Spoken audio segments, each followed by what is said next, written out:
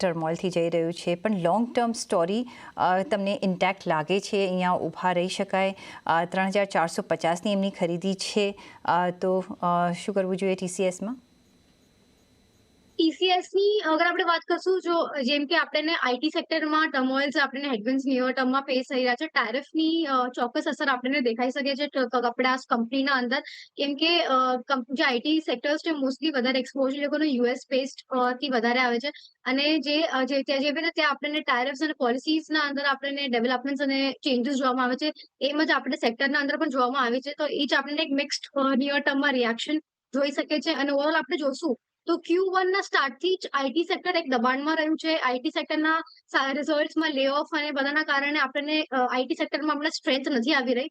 તો નિયર ટર્મમાં ચોક્કસથી આ ટેરિફ્સના અને બાકી બધા જીઓપોલિટિકલ ડેવલપમેન્ટ્સને અસર આપણને સ્ટોકમાં જોવામાં આવી શકે છે.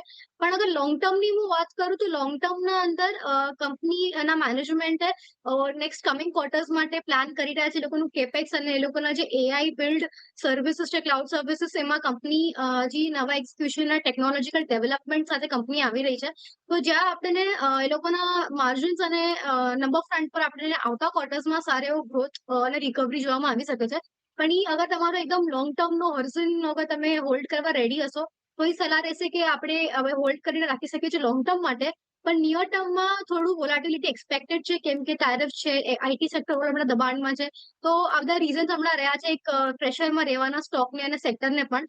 તો નિયર ટર્મમાં બેટર હશે કે આપણે આ સ્ટોકને હમણાં અવોઇડ કરીએ, પણ લોંગ ટર્મ માટે આપણે ચોક્કસથી આને હોલ્ડ કરી શકીએ છીએ.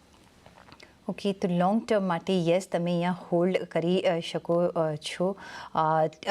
ટેરિફની અહીંયા કેટલી અસર પડશે વી ડોન્ટ નો, કારણ કે સર્વિસીસ આપણે અહીંયા આપીએ છીએ, એટલે આઈ ડોન્ટ નો કે ટેરિફની કેટલી અહીંયા અસર પડશે. પણ ખુશી, તમે જોઈ રહ્યા છો કોઈ અસર અહીંયા?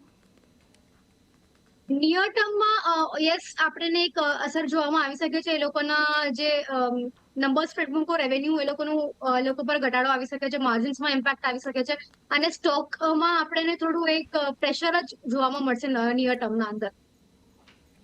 ઓકે, તો યા મે બી એક થોડા નિયર ટર્મમાં થોડો અહીંયા એક અસર કદાચ પડતા જોવા મળી શકે છે. પણ ટેરિફની એટલી બધી અનસર્ટનિટી છે રાજીભાઈ, સો એ જરા ક્લિયર થવા દો ને પછી આપણે અહીંયા આગળ એક ડિસાઇસિવ મૂવ કરી શકીએ છીએ. અત્યારના માટે તો તમને હોલ્ડની જ સલામતી દેખાઈ રહી છે.